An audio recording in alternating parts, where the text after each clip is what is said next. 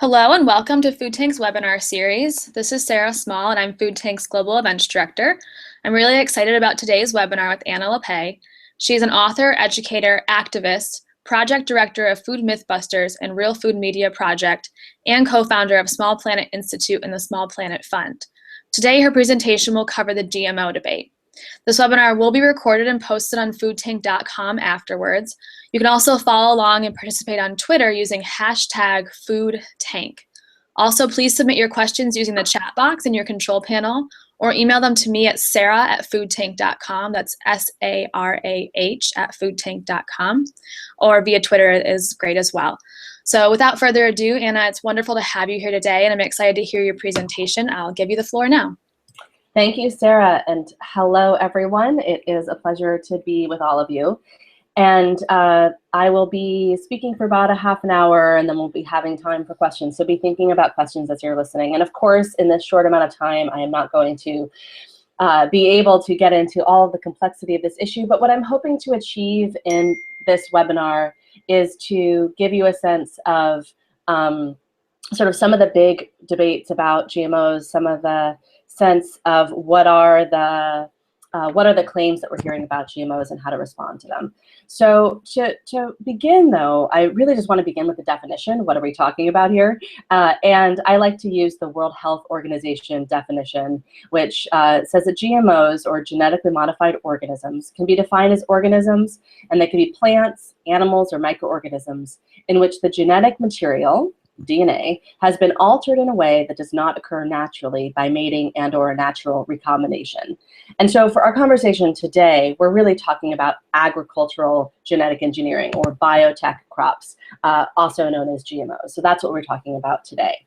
And my understanding about GMOs has really been informed by about a dozen years of research on the ground, talking with farmers here in the US and around the world, about 20 different countries, and also really mining the literature on the science of GMOs and the GMO debate.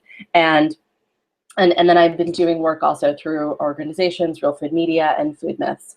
And so what I want to talk about today are what are 6 of the big messages that we hear from the biotech industry about their products? What are those messages that we're hearing? And how do we tease them apart? How do we make sense of whether these are just propaganda and marketing from an industry, or whether there's some real veracity to these claims? And so you'll see here, these are the 6 big messages that I feel like we hear a lot of, and I'll go through, over the next few minutes, I'll go through each of these 6 claims. And so the first, and I think one of the ones I hear so much, is that we need GMOs to feed the world. The second is that this technology is a way to really increase yields. It kind of goes hand in hand with that first claim.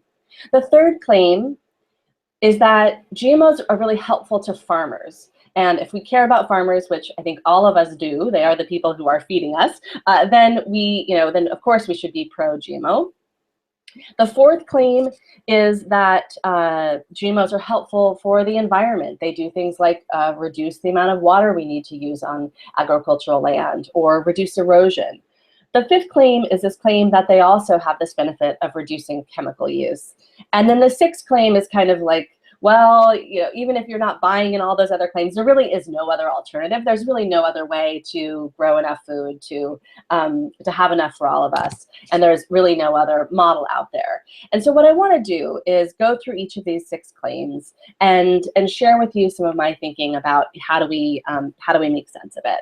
Because I think what we can see when we ask, what is the real story? What do we see on the ground? Is that we have more than almost 2 decades worth of evidence from planting commercialized GMOs. So we have a pretty good body of evidence to be able to look at these claims and see whether they stand up to the test of scrutiny. And just a little bit of history, the first GMO food product in the US was introduced in 1994. It was something called the Flavor Saver tomato. It didn't really last in the market too long. And shortly after that introduction of that tomato, the industry really focused on commodity crops like corn and soy. By 1999, GMO crops were planted on more than 100 million acres in the US. And today, most of a huge vast majority of our corn and cotton, canola, soy are GMO. The biggest company in the market is Monsanto. In 2013, it brought in about $15 billion in sales from its two main divisions, which are its biotech seeds and agricultural chemical products. So looking at the growth of this industry and how much revenue is coming into these companies, and looking at how much land is being planted in these crops, we can really ask, okay, are they delivering on these promises? How do what's happening on the ground match up with those 6 claims that we're hearing? So to get into the first one, this claim that we need them to feed the world, well, we can really see that actually, we don't need GMOs to feed the world. We have known for decades, it's still true today, that there is more than enough calories being produced on the planet today to actually make all of us chubby. The problem is not a scarcity of food. It's a scarcity of power. It's poor people not being able to access that food. It's choices about what's being grown, so not healthy food that's really nourishing, but commodity crops that go to feed livestock. And then it's things like you see in this slide, the fact that just looking at food waste alone, which I know has been a huge issue Food Tank and its members have been concerned about, just looking at food waste alone, we waste enough food that if we just ended food waste, we would be able to feed all of the almost 900 million people hungry in the world today. So I really think that at the outset, we really need to disabuse ourselves of this notion that we somehow need a certain technology, and GMO specifically, to feed the world. That hunger is complex. It's about politics. It's about access and power. It's not just about how much of a certain crop we're growing on an acre of farmland. The other thing, that the sort of second point on this, is to look at, well, if GMOs are supposed to be feeding us, well, what actually are GMOs that are being planted today? And when you look at, and this is a slide, this is a little bit, these numbers are the most recent data we had available. And if you look at this data from the USDA, you can see that what is really being planted in the US that's genetically modified crops are, as I mentioned before, soy, cotton, corn, and some canola. And those products aren't what we necessarily eat directly. A lot of that GMO commodities that are being grown are going to feed livestock. Monsanto specifically in 2013, if you look at where its sales came from, only 13% of its sales in that year came from food we eat directly, from vegetables or selling seeds of actual food. The rest of its sales came from growing GMO corn, soy, cotton. Again, not that we are eating directly. In the case of corn and soy, a lot of that going into the livestock industry or into biofuels. You can also look at, sorry, just to stick on the slide for a second, you can look at what are the traits that are being commercialized. Are we seeing commercialized traits for the kinds of things that might actually help address hunger? And what we're seeing is that seeds really, to date, GMO seeds, have been modified really to just do a handful of things, either be herbicide resistant or express an insecticide, or in some cases, they have multiple traits, multiple of those traits. Some are also engineered with a gene from a soil bacterium known as Bt, you might have heard, causing the seeds to produce a protein toxic to certain insects. And so really, I just want to drive home this point that nearly all GMOs, virtually 100% of the commercialized GMOs today, are either replicating or resisting a pesticide. There are not currently any plants engineered in a widespread way that are creating better nutrition or increasing yields or have any of the other benefits we often hear associated with GMOs. These kinds of traits, things like better nutrition or flood resistance or drought resilience, all of these are really complex traits that are not replicable in a lab. That this isn't about being able to tweak one gene or tweak the DNA to be able to produce that quality in a crop. So the other kind of point to this conversation about, are GMOs feeding the world, is to look at, well, where are GMOs being planted and to whom are they serving?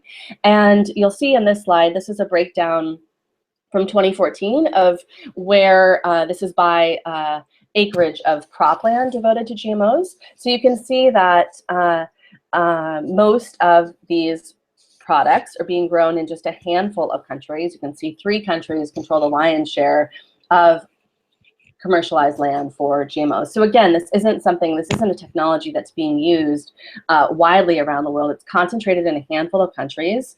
And those handful, the US, Brazil, and Argentina, it's concentrated where these 3 countries are growing a lot of commodity crops like corn and soy. Again, not to feed people directly. So let's jump into the second claim. This claim that, GMOs are super productive, and that's why they're going to be better for the planet and better for feeding the world. And what we know is that even just looking at the narrowest definition of productivity, kind of yield per acre, that the record around GMOs is pretty underwhelming. What you hear a lot is a company like Monsanto, I've heard, likes to point out that yields for corn in the US from 96 to 2008 rose by 28%, which on the surface sounds maybe really, really promising. But this confuses correlation with causation. What I mean by that is that, yes, overall, corn yields did shoot up during those years.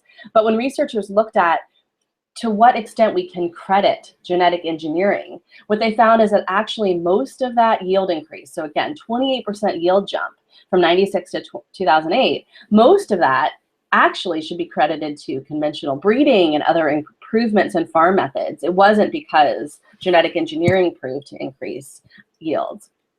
The other thing that we can see is we've got, and I'll show you in this slide and the next slide, just a couple examples, but there are so many studies that are showing that actually there's a huge yield advantage to non-GMO soy, non-GMO corn. There was a study from the Rodale Institute, for instance, that looked at organic corn and found that the organic corn did so much better during drought years. There's a sense that, and this slide talks about the yield advantage for non-GMO soybeans. This is a study that looked at corn varieties, non-GMO corn varieties, that found that diverse varieties of corn had a huge increase and huge greater benefit during drought than both conventional as well as GMO varieties. So to jump to this third point, and I think all of these claims, it's really important to understand them because on the surface they can be so convincing. So this is this third point that I hear that from the industry, that GMOs are really great for farmers, that they benefit farmers, they reduce farmers' risks, they are creating profit for farmers. But what we are seeing is that GMOs have proven to be a real trap for farmers.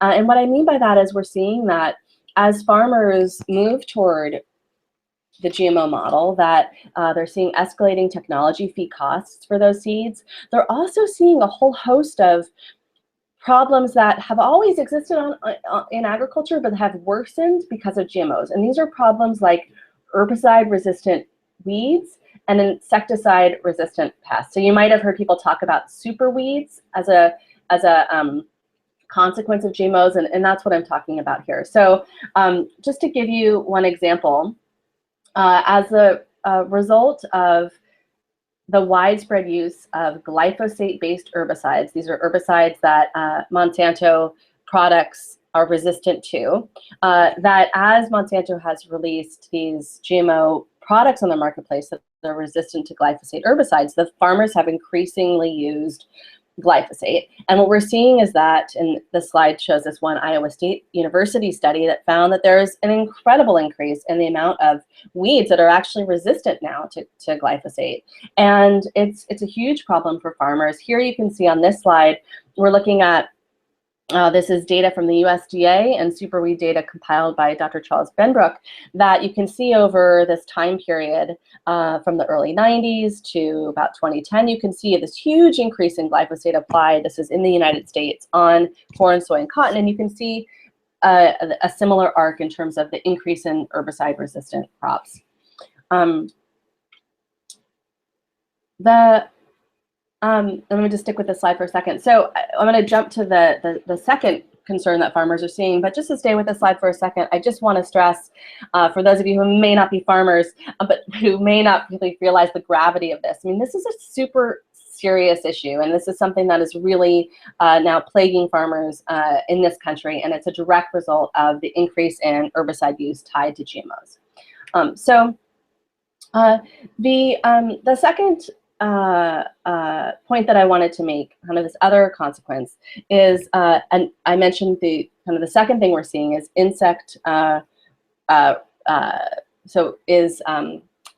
are becoming pest resistant, that are becoming resistant to the insecticides. So in this Wall Street Journal article, we're seeing that this journalist reported that Midwestern farmers who had taken on and started growing this pest-resistant corn since early, kind of the mid-1990s, are starting to see that it actually has diminishing power over some of the bugs that they're most worried about, like corn rootworm, which is a serious concern for US farmers. What they're seeing is that, and if you sort of explain how this resistance works, is that what happens is that over time, this sort of repeated exposure to the GMO corn's kind of bug-killing proteins means that over time, there are a small number of these rootworms, this serious pest to corn crops. Over time, a small number of these of the rootworm are able to consume that toxin in the plant and actually survive it.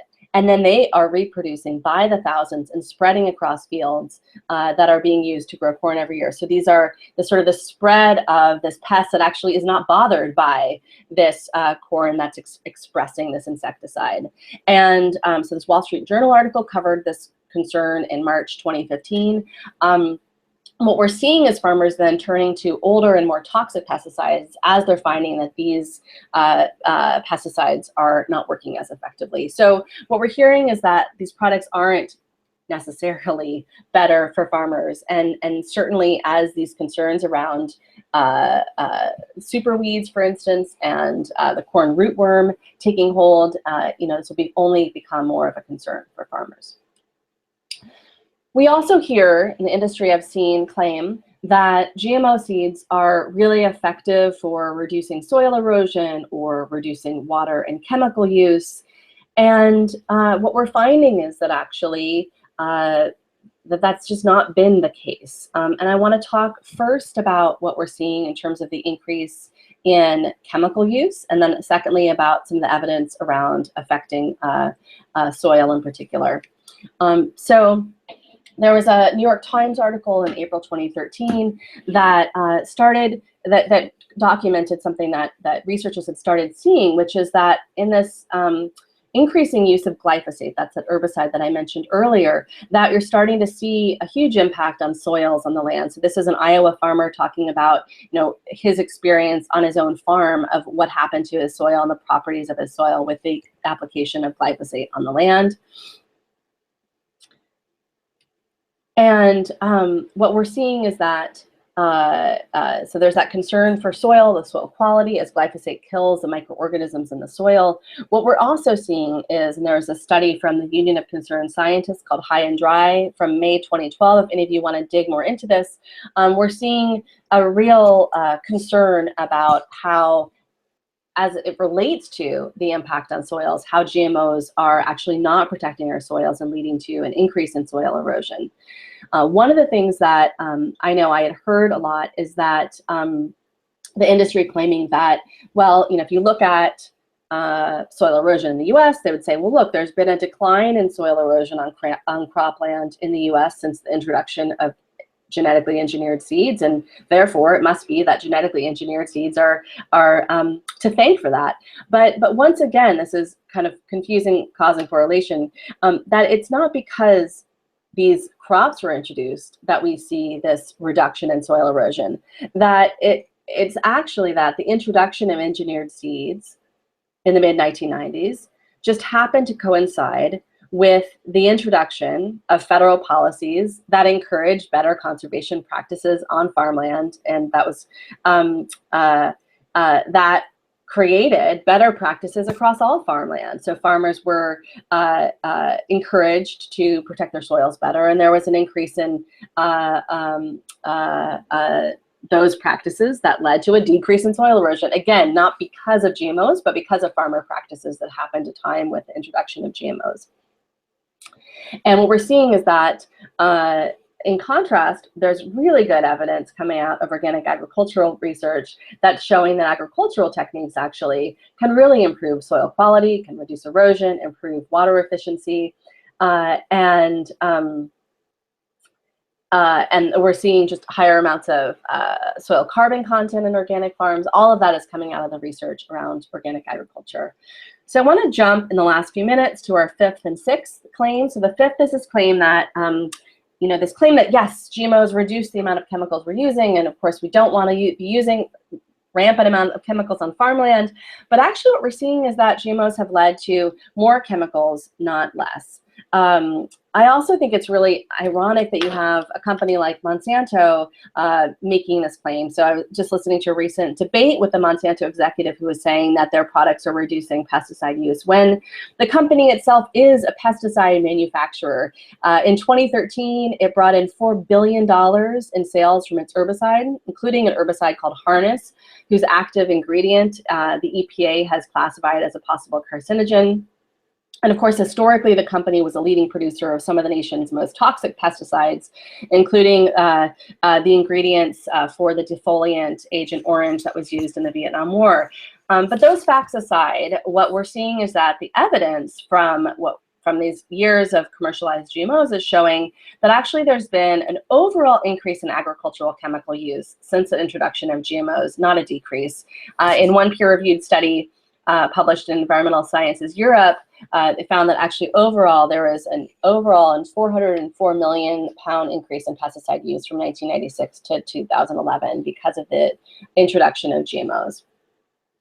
And so yes, the industry points to that there was this initial drop in some chemical use around for corn and cotton with introduction of BT corn and BT cotton. But overall, the data is really clear that there was this overall large increase in chemicals, especially glyphosate. What we're also seeing is that as we're seeing some of that pest resistance and weed resistance I mentioned earlier, these same companies are actually pushing for new types of GMOs that are resistant to things like 2,4-D, these toxic pesticides that we definitely don't want to be using on farmland today.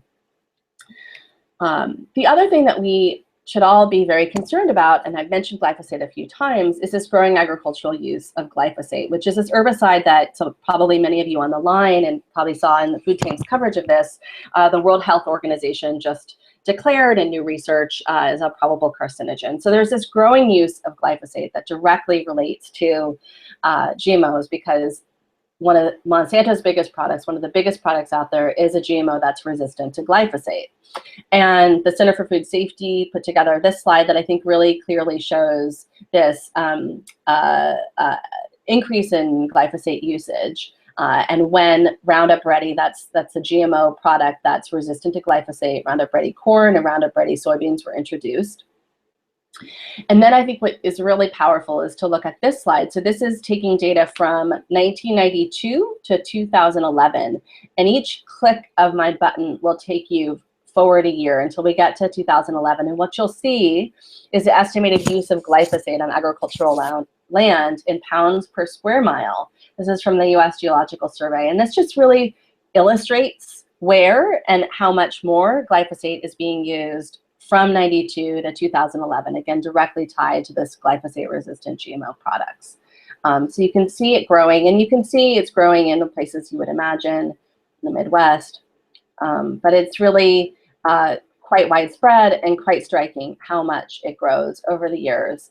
And until we get to 2011, you can see just how much glyphosate is spread around the country. So the sixth and last claim is that, there is no alternative claim. In other words, everything I said, you may be nodding your head as you're hearing me talk, but what are we going to do otherwise? We do need to be producing food in some fashion. We do need to be producing food at some level of yield. And is there truly an alternative to this GMO technology? And for me in this work, I think one of the most encouraging things over the past 12 years is to see, despite the tiny, tiny, tiny share of funding going toward organic agriculture, or what's also called agroecology, we are seeing this just incredible amounts of benefits from agroecology and organic agriculture. We're seeing an uptake in practices on the farm that don't use toxic pesticides, that don't use synthetic fertilizer, really spreading globally. Last year, I was at the summit of the International Federation of Organic Agricultural Movements in Istanbul, Turkey, and met thousands of people, farmers and agricultural specialists and researchers from all around the world that represent this global movement that we don't hear so much about in the United States, but that is happening here, and it's also happening around the world. We certainly, I feel like Food Tank has done a really good job of covering a lot of these solution stories. And what we're hearing is that agroecology, as I mentioned, it's sort of another term for this way of farming, is a really powerful tool to benefit farmers around the world. And one of the reasons why it's such a powerful tool is that unlike the GMO technology, agroecological practices on the farm do not require farmers have to buy anything. This isn't about buying a seed from a multinational corporation headquartered half a world away. It's not about having to buy synthetic fertilizer from a similar corporation half a world away, or about having to buy chemicals. It's about really working with your own land and with your own farm as much as possible to generate soil fertility from growing legumes, for instance, that fix nitrogen in the soil, through integrating livestock on your farm. It's about saving seeds and sharing seeds. It's about developing all kinds of ecological techniques that result in really powerful yields and powerful productivity. And we're seeing this around the world. And again, Food Tank, I think, has really documented a lot of this. I was just reading recently about the state of Andhra Pradesh in India, where the communities across that state had witnessed a huge toll on their land of toxic pesticide use and synthetic fertilizer, including acute poisonings.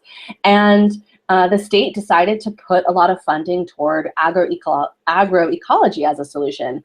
In 2004, Andhra Pradesh community groups started a pilot study teaching 300,000 farmers what they called non-pesticide management for their farms. They were taught alternatives to toxic pesticides to deal with their worst pest problems, things that did not create those super pests or super weeds. And they developed these alternatives that allowed them to no longer have to use these pesticides that were not good for their land, but especially not good for them. They were, causing health problems for farmers themselves. Under the new program, farmers learned how to use these natural controls, and the result is that they saw a huge decrease in the amount of crops lost to pests, that their yield stayed steady or even increased, and that farmers who had previously had to pay high amounts for chemicals were paying much less and earning higher incomes. Today, that program has expanded to an estimated 1 million farmers across 1 million hectares in the state of Andhra Pradesh. And I go into detail with that story because it's just one example of the kinds of solutions we're hearing around the world that really flies in the face of this notion that there is no alternative. In fact, the alternative is really thriving and really showing how important it is to be training farmers in this way, a farming that doesn't make them dependent on bought inputs like chemicals and GMOs.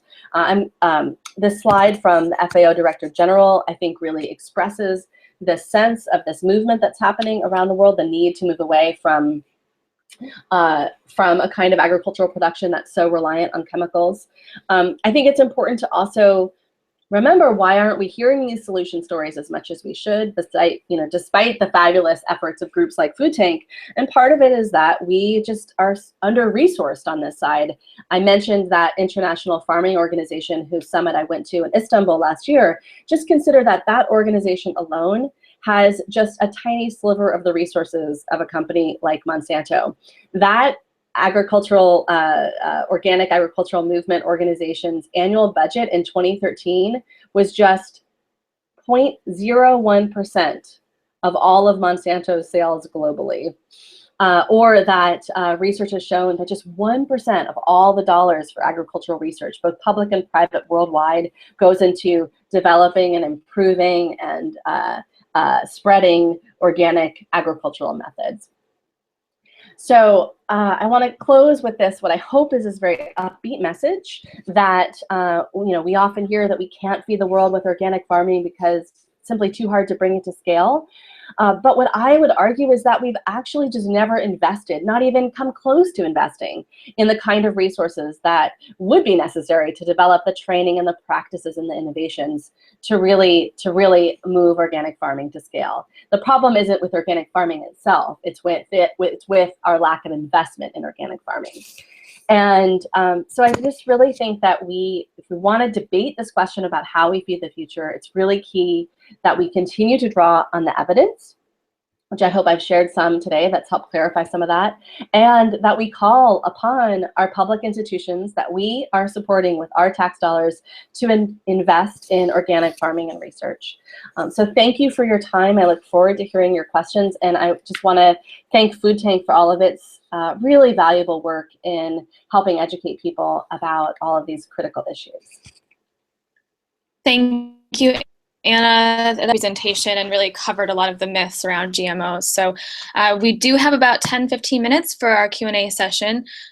Just a reminder to our listeners that they can continue to send in their questions using the chat box on Twitter with #foodtank, or email me, sarah@foodtank.com. So the first question, Anna, comes from Monica. She asks, how does the recent push for labeling laws play into this debate? Do you think consumption of GMOs would decrease if a labeling law was passed? Yeah, that's a great question. And I think what's been so wonderful about the labeling debate is that it's increased public awareness that these products even exist and has gotten people asking questions. And I think it's really helped people ask this question of, why is there so much resistance to allowing the public to know what's in their food? If you look at how much money the industry has poured into these labeling fights, it's tens of millions of dollars. I think by last count, it was something like $100 million was spent by the industry, including companies that we don't always associate with GMOs, but companies that are using GMO products in their GMO ingredients in their products, but spent about $100 million to fight against these labeling initiatives. Do I think people would consume less of those products if they were labeled? I definitely don't have a crystal ball, but I think that we all should be given the right to know what's in our food. We shouldn't have to be detectives and sleuths and experts to know. I remember having this moment myself, being, I thought, very educated on these issues, and pulling out my box of cashew cereal to feed my 3-year-old daughter at the time, and it dawning on me that nowhere on the label did I know whether the corn and soy used in that product was GMO or not GMO. And I had just been assuming, because of its beautiful packaging, that it was all natural. And I remember calling the company, and they basically said, yeah, we cannot guarantee that this is GMO free. So, but that took, it took this kind of level of sophistication in asking questions that I think most consumers should just be able to find it on their label. And I think if it were labeled here as it is in dozens of countries overseas, we would I think also be having a much more public conversation about, do we need this technology, to who benefits from it, and should we be rethinking how much of our farmland is devoted to it? Great, thank you, Anna. The next question comes from Orchidia. She asks, what reasons specifically do you feel have convinced other countries to ban GMOs, and why haven't they worked here in the United States? That's a great question. So, from my understanding of some of the debates in other countries, they're kind of as varied as you would imagine. And I don't want to paint with a broad brushstroke those concerns, but I think a lot of the concerns that I'm aware of from other countries are the kinds of concerns that I mentioned in my presentation. So concerns about these environmental impacts that I mentioned weigh heavily in some of the public debates I've heard about putting either a moratorium or a ban on GMOs. The second thing that I've heard, and I didn't talk about so much, it wasn't a focus in my presentation, is this concern about potential health consequences of consuming GMOs. So a lot of other countries have a different policy-making approach around potential negative consequences of products that's called a precautionary principle. So it's this principle of kind of taking an approach of not not making a policy and allowing something into the marketplace unless it's proven to be safe. Whereas in our policymaking, we tend to take a more risk analysis approach, kind of cost-benefit analysis approach, so that we have said kind of the burden is on those to try to prove that it causes harm versus those to say that it has no potential to cause harm. And I think that the reason why it's been so hard to have that conversation here, frankly, is just how much more influence corporations have on policymaking in this country than in a lot of other countries. When you look at how many lobbyists are on Capitol Hill, how much corporate contributions influence federal policy, it's, you know, I think it's important to remember that that's a huge influence on policymaking here. I was just looking recently at, I'm not going to remember the figure off the top of my head, but it was some striking number that there are more lobbyists on Capitol Hill by quite a large number than there are policymakers who we elected to represent us. And that now there are, you know, that really shapes the kinds of policies we're seeing and how much influence these corporations can have on regulation. Thank you, Anna. The next question comes from Alex, and he or she asks, what do you feel is the role of small farmers and techniques like direct market selling to help reduce the growing GMO industry? And I might even add to that to protect the land and environment as well. Yeah, so you know, I think small farmers are vital to a strong food system. I mean, we know that when you talk about kind of what a healthy ecosystem looks like, a key word is biodiversity. It's diversity. It's having lots of different, you know, having that difference and having that thriving difference. And I think that small farmers represent the diversity of a food system. You know, I mentioned at the end of my remarks this concern that people have that, quote unquote, we can't take organic to scale. And I would argue that actually one of the ways to kind of rethink what we mean by scale is to look at, you know, how do we create infrastructure that allows us to scale up the impact of many small farmers. And let me give you a concrete example of that. One of the most impressive farms I've ever been to is a farm called New Forest Farms in Wisconsin.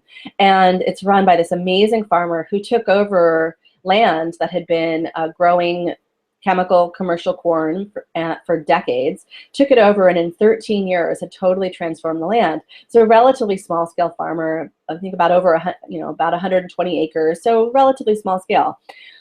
But he was growing diversified crops. He was really rehabilitating the soil. He had seen the pocket ponds come back and the frogs come back and the birds and the bees, and you're standing on the land and it's literally almost noisy with the sound of insects and birds and animals, and it was amazing. And I asked him how he was able to financially do it, right? He's not a big scale, it's not a large scale, and how does he find a market for his products? And what he said is he was able to make the agroecology work because of the economic structure he was able to tap into, which is a farmer co-op called Organic Valley that you might be most familiar with. Its dairy products, its milk, and other products. It also has a produce co-op. So he, as a relatively small scale farmer, was able to sell his products into this co-op that was able to pull together products from a number of small farmers, and then therefore have kind of a large enough supply of, you know, zucchini or green peppers or whatever the product was to sell to a larger marketplace. So even though he was small scale, he was able to tap into that infrastructure. I also think that there's real value. You mentioned in the question kind of that direct market selling. So when you say that, I think of farmers markets, which have grown to to thousands and thousands across the country from just a couple hundred in the mid-1970s. I think about community-supported agriculture, which directly connects consumers to farmers. I think that's a really valuable, new, and thriving part of the food chain. You know, is it the solution to everything? No. But does it claim to be or have to be? No. But it is an incredibly powerful way to directly support farmers and have those small-scale farmers be able to stay on the land.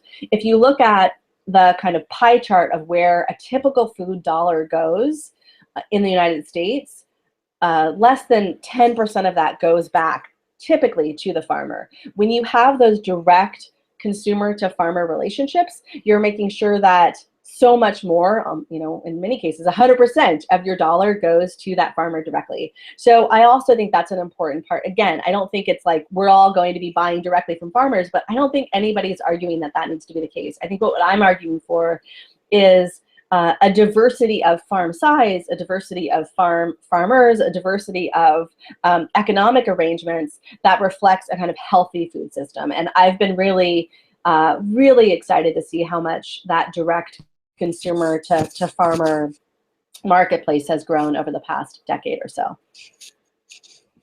Great. And the next question comes from Morgan. She asks or requests of you, can you talk about demand for organic products? From what I have seen, the demand has really increased from organic farmers, but they can't always meet the demand. How has this issue become solved? Food hubs question mark. Yeah, right. No, this is such a great question because demand for organic is off the charts, and you are absolutely right. The supply is not meeting the demand. So you would talk to, any of my former economics professors in graduate school, and they would say, "Well, Anna, it's just a simple demand supply curve. If the demand is growing, then supply will just follow, and we don't need to worry about it because the market will solve it." Well, we all know that that's not how the real world works, and it certainly doesn't work that way in the food system, and that's because there's a whole set of policies and regulations that and factors that make it really hard for farmers to transition to organic because there is a whole bunch of financial risk to do so. Secondly, there is all of the supports that other countries offer farmers to transition to organic that don't exist in this country. So in some European countries, farmers are actually incentivized, given subsidies if they transition, helped with training programs if they transition. None of that, or very little of that exists here, although we're starting to see a little bit of policy and a little bit of funding in that direction. So I think if we're talking about how do we make sure that supply is matching this growing consumer demand, we have to get active in the realm of policy. One of the great new organizations out there I recommend all of you to get involved with is a group called Food Policy Action, and that helps you look at how your elected officials vote on these critical issues. And we also have to talk about things like land access and how do we ensure that more farmers are able to get land access. We have to even look at things like how do we make sure that our financial institutions even understand kind of the language of organic agriculture. I was talking to one farmer who was telling me that he in his small town was struggling to get the bank to give him a $10,000 loan so he could build a hoop house to extend his growing season on his organic farm. But he knew that his neighbor, down the road was able to get a $500,000 loan to build a huge confinement operation for poultry to be a contract operator for Tyson.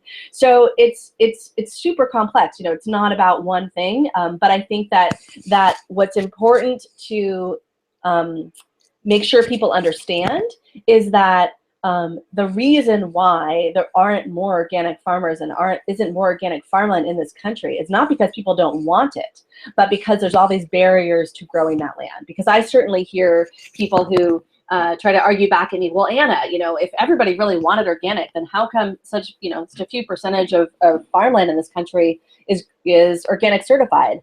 And here's the answer. Again, the answer is all of these complex policy, banking, land issues, all of that stuff combined, that's really tamping down the growth of organic farming when it should be, the supply should be growing to match that demand. I want to say, I know we're coming up close to the end here, and for more resources on this, I know Food Tank covers these issues so well. So obviously, Food Tank has great resources. You can also watch a short video that we produced at foodmyths.org that talks about a lot of these issues. Foodmyths.org is one of the websites that we've created at Real Food Media. And then if you have any further questions, feel free to go to Real Food Media and shoot us questions. We would be happy to pull together resources, help connect you with other organizations that can answer some of your questions, because obviously in this short webinar, we're not able to cover everything. That's great, Anna. And you answered one of our other questions in that as well, which was the transitional farming, being able to find the resources for conventional farmers to transition into organic. So I think we have time for just one more short question. And so this question reads, can you talk about consumers when they are at the supermarket? How can we decipher what type of food we are buying? How do we know if something is GMO? And then maybe just ending on what exciting developments you might see that make organic more accessible. Mm-hmm. Yeah, so I mean, one of the best ways I like to say, two things. It's a great question to end on. Two things I like to say. Number one is probably the most important decision you make about your food is choosing where to shop. So, if you can, near a farmer's market, if you're going to a farmer's market, you're very guaranteed about what products you're going to encounter. Or, is there a locally owned grocery store that really has a high bar for the products that it carries in its store, and you can support them with your food dollars? Go for that. I'm very lucky. Near my house, there's a store that has a really great set of buying practices, and its cereal aisle is almost entirely free of any Fruit Loops and Count Chocula cereals, and so I can take my two kids shopping with me, and they're not whining about all the junk food on the shelf. So number one is kind of the where you shop is kind of helps make a lot of those hard decisions for you. The second thing I would say is that even though we don't have GMO labeling in this country, there are a lot of ways still to know if you're eating something that has GMOs in it. There is a new effort called GMO Project, non-GMO Project, and non-GMO Project Certified, and that I don't remember their latest count. I think they have something like 32,000 products that they've certified, some huge number. So that's kind of, that organization has kind of stepped in where the regulation is lacking in this country around labeling. So you can look for their certification. It's a monarch, kind of iconic monarchy butterfly. The other thing to know is that if you remember back to one of my earlier slides, to date, we've only commercialized a handful of crops in this country. And so if they're corn, they're cotton, canola, soy, papaya, there was a recent introduction of a GMO apple. But so there aren't a lot of foods in the marketplace. There's a few other produce items that are GMO, but they're really not in the marketplace yet. So if you're eating whole foods, which is good for your body and good for your health and good for the planet, if you're eating whole foods and you're not eating processed foods, you're eliminating a lot of potential GMOs in your diet. So that's another approach you can take, again, short of having that GMO labeling, having that GMO label. So there are those things that we can do as individual consumers. But as I always say, these issues are so complex, we are not going to shop our way out of them. We are going to organize our way to the solutions that we want to see. We're going to speak up as consumers for the kind of labeling we want to see. So if you're not already involved in kind of signing on and being a part of the call for GMO labeling, that's one thing we all can do as consumers. And to let our favorite brands know how we feel. I mean, I definitely was on the phone with Kashi saying, how can you, as this brand that purports to be all about health and nature, not label that you have GMOs and not get GMOs out of your supply? So those are some of the things that we can do. And if you have other ideas, I would love to hear them at Real Food Media. Just being involved with an organization like Food Tank is another thing you all are doing and can do. And again, I am really encouraged by how much more awareness there is today about these issues than there was even 5 years ago. And I certainly know in reading the industry financial analyst coverage of what's happening in supermarkets and what's happening in the food sector, the industry is waking up that more and more Americans want real food, they want fresh food, they want fruits and vegetables, they want healthy food, and they don't want GMOs. And I'm excited to see what happens over the next couple years in the marketplace, and look forward to working with all of you and connecting in various ways. Thank you, Anna. And unfortunately, we're out of time today, but thank you to all of our listeners as well for sending in their questions. And Anna, once again, it was truly a pleasure to have you here. I just want to remind our audience that this webinar was recorded, and so you can review it again. It'll be posted on foodtank.com later today. And thank you again to everyone for participating, and I hope you have a great rest of your day.